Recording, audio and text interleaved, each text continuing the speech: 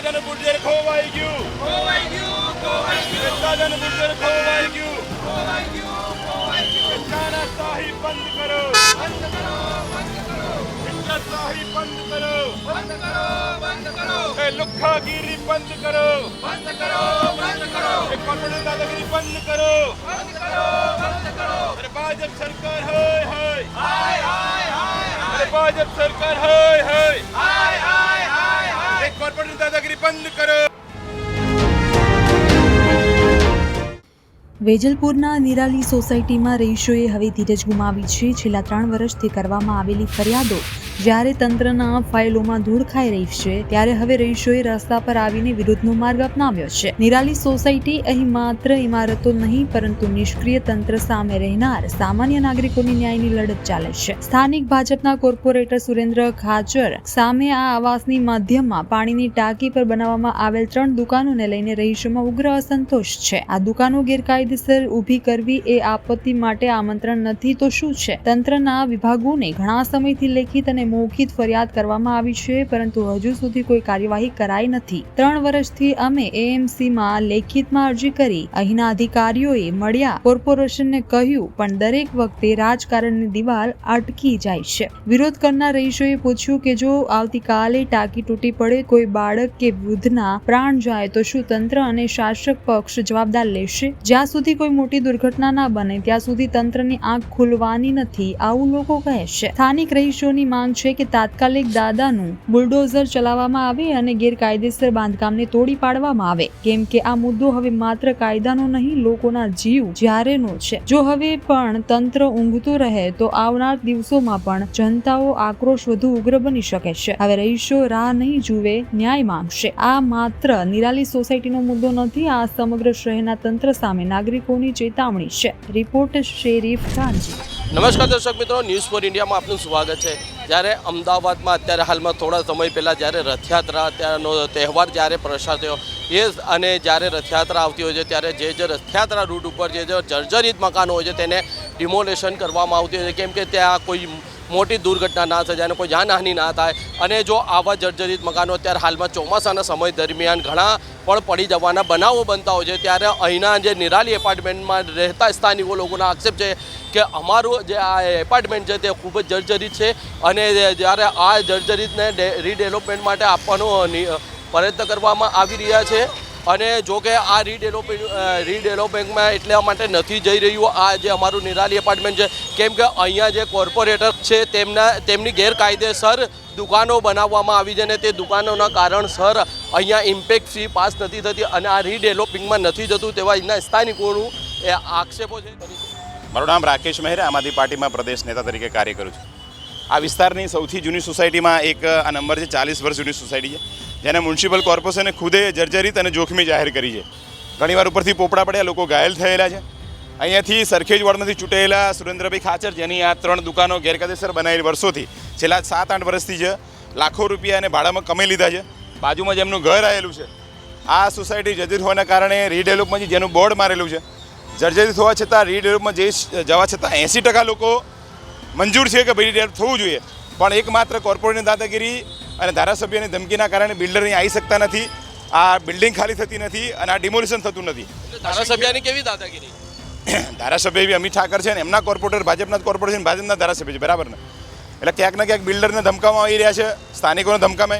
આજે જુઓ છો કે આમ આદમી પાર્ટીના કાર્યકર્તા આવ્યા છે પણ સ્થાનિક લોકો નીકળ્યા નહીં ધમકીના કારણે, બરાબર ને?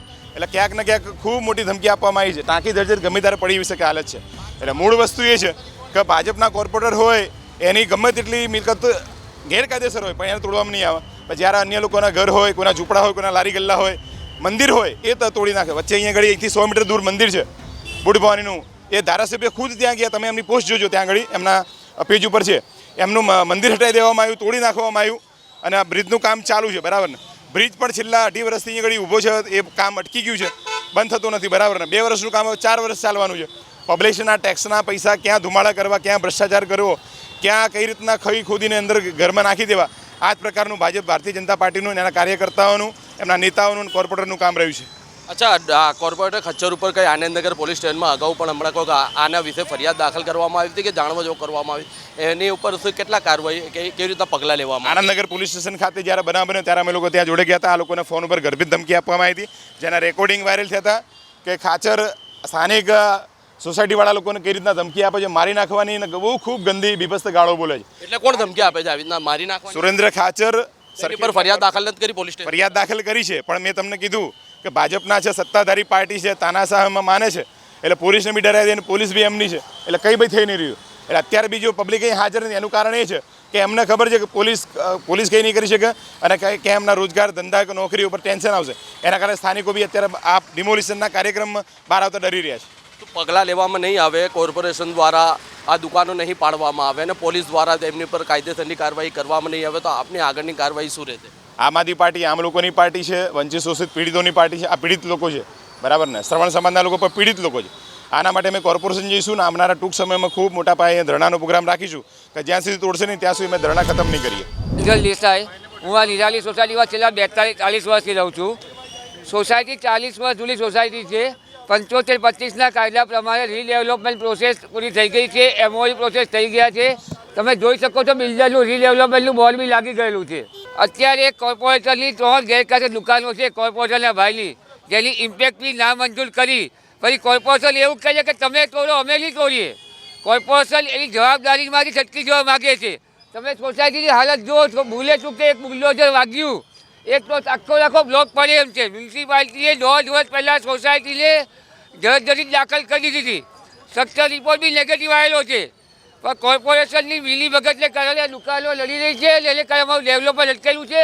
500 માણસના જીવ જોખમમાં છે અહીંયા ભાઈ. સુરેન્દ્રભાઈ ખાચર રીડેવલપમેન્ટ બાબતે હજી સંમત થયેલા છે નહીં.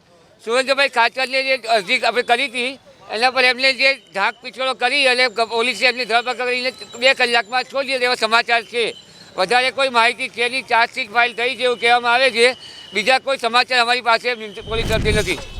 મારું નામ જીતેન્દ્ર ઉપાધ્યાય છે. હું આમ આદમી પાર્ટી સાથે જોડાયેલો છું. નિરાલી આ ફ્લેટ છે 40 વર્ષ જૂના છે. અહીંયા જે સ્થાનિક કોર્પોરેટર સુરેન્દ્ર ખાચર છે એણે પોતાની 3 દુકાનો ઇનલીગલ બનાવી દીધી છે. આ અંગે સ્થાનિક રહીશોએ કોર્પોરેશનમાં ફરિયાદ કરી છે. કોર્પોરેશને એની દુકાનોની જે ઇમ્પેક્ટ છે એ બી નામંજૂર કરેલી છે. કોર્પોરેશન દ્વારા આ સોસાયટીને 1 વર્ષ પહેલાં જર્જરિત જાહેર કરી છે. તમે જોઈ શકો છો કે આ સોસાયટીમાં જો એની હાલત શું છે, બરાબર છે. આ માસી જે બેઠેલા છે એની ઉપર તમે જુઓ તો દિવાલ તૂટેલી છે, ગમે ત્યારે ઉપર પડે એવી પરિસ્થિતિ છે. હાલમાં જ જુવાપુરામાં 5 દિવસ પહેલાં એક રાહદારી રસ્તામાં જતા હતા ત્યારે એક દિવાલ એમની ઉપર પડી અને 2 જ કલાકમાં એમનું મૃત્યુ થયું. ત્યારબાદ કોર્પોરેશને કાર્યવાહી કરી અને મકાન તોડ્યું હતું. એટલે કોર્પોરેશન તંત્રને મારે કહેવું છે કે કોઈ ઘટના બને એના બાદ જ કોઈ કાર્યવાહી કરવાની. તમે આ જુઓ, આ માસી અત્યારે જે બેઠેલા છે એમની પરિસ્થિતિ જુઓ અને એની ઉપરની હાલત જુઓ. આ જર્જરિત થયેલા મકાનની અંદર લગભગ 110 ફેમિલી રહી છે અને જાનના જોખમ વચ્ચે એ લોકો જીવી રહ્યા છે. એક કોર્પોરેશનની લાલચને લીધે 110 પરિવાર ભોગવી રહ્યા છે. અમારી માંગણી છે કે તાત્કાલિક આ દુકાનો તોડી નાખવામાં આવે. સોસાયટી દ્વારા એક રીડેવલપમેન્ટ માટે એક બિલ્ડરને બી તૈયાર કરેલો છે, પણ છતાં સુરેન્દ્ર ખાચર કોઈપણ રીતે રીડેવલપમેન્ટ ના થાય એવા પ્રયત્ન કરી રહ્યો છે અને 110 સોસાયટીઓની જાનને જોખમમાં નાખી રહ્યો છે. એટલે અમારી માંગણી છે કે આવનારા સમયમાં જો આ દુકાનો પાડવામાં નહીં આવે તો મોટી સંખ્યામાં સ્થાનિકોને સાથે રાખી અને કોર્પોરેશનમાં હલ્લાબોલ કરવામાં આવશે. અચ્છા, આમ તો દાદાનું બુલડોઝર ઇનલીગલી જગ્યા ઉપર તાત્કાલિક પહોંચી જતું હોય છે. અહીંયા ક્યાંય ને ક્યાંય ભાજપના કોર્પોરેટર છે એના કારણસર નથી આવી રહ્યું દાદાનું બુલડોઝર. શું તો આને કેવી રીતના તમે જોશો અને શું કહેશો આના? હું તમને કહેવા માગું કે અહીંથી 100 મીટર દૂર બુટ ભવાની મંદિર આવેલું છે. આમ ધાર્મિક ભાજપ સરકાર ધાર્મિક વાતો કરતી હોય છે, સનાતનની વાતો કરતી હોય છે.